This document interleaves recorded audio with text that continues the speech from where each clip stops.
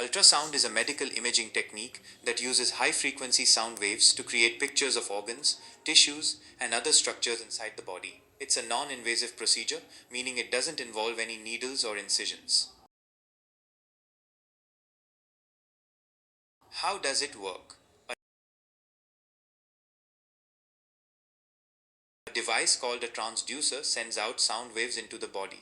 These sound waves bounce off the internal structures, creating echoes. The transducer receives these echoes and converts them into images on a screen.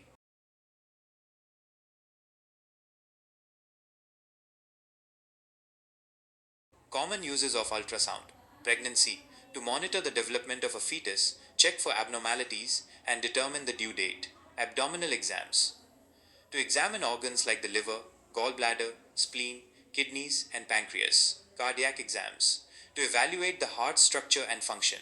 Vascular exams, to assess blood flow in arteries and veins. Musculoskeletal exams, to examine muscles, tendons, and joints. Guided procedures, to help guide needles during biopsies or other procedures. Advantages of ultrasound: non-invasive and painless, no radiation exposure, relatively inexpensive, portable, and can be used at the bedside. Limitations